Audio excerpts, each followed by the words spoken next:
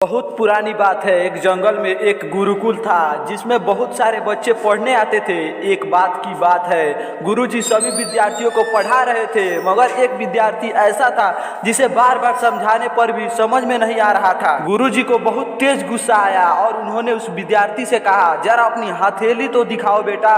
विद्यार्थी ने हथेली गुरुजी के आगे कर दी। हथेली देखकर गुरुजी बोले, बेटा तुम घर चले जाओ, आश्रम में रहकर अपना समय व्यर्थ मत करो, तुम्हारे भाग्य में विद्या नहीं है। शिष्य ने पूछा, क्यों गुरुजी? गुरुजी ने कहा, तुम्हारे हाथ में विद्या की रेखा नहीं है। गुरुजी ने कहा, एक होशियार विद्यार्थी की हथेली उसे दिखाते हुए कहा, यह देखो, यह है विद्या की रेखा, यह तुम्हारे हाथ में नहीं है, इसलिए तुम समय नष्ट ना करो और घर चले जाओ और वहां अपना कोई और काम देखो। यह सुनने के बाद उस विद्यार्थी ने अपने जेब से एक चाकू निकाला जिसका प्रयोग वह रोज सुबह अपनी दातून काटने के लिए करता था।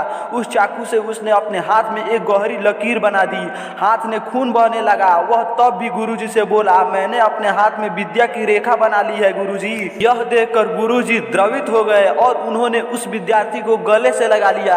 गुरुजी बोले, बेटा तुम्हें विद्या सीखने से कोई ताकत नहीं रोक सकती है। दृढ़ निश्चय और परिश्रम हाथ की रेखाओं को ही बदल देती है। दोस्तों, वह विद्यार्थी आगे चलकर महर्षि पाणिनि के नाम से प्रसिद्ध हुए, जिसने विश्व प्रसिद्ध व्याकरण अष्टाध्यायी की रचना की है। इतनी सदियां बीत जाने के बाद भी आज 2700 वर्षों बाद भी विश्व के किसी भी भाषा में ऐसा उत्कृष्ट और पूर्ण व्याख्या का ग्रंथ अब तक नहीं बना। तो दोस्तों, इस कहानी की शिक्षा ये है कि लोग चाहे जो भी बोले, हम हर एक को गलत साबित करते हुए अपनी लगन और कठिन परिश्रम के दम पर जो चाहे वो सब कुछ हासिल कर सकते हैं। तो दोस्तों, अगर आपको यह कहानी अच्छी लगी होगी तो आप ऑल इंडियन एजुकेटेड चैनल को सब्सक्राइब कर सकते हैं।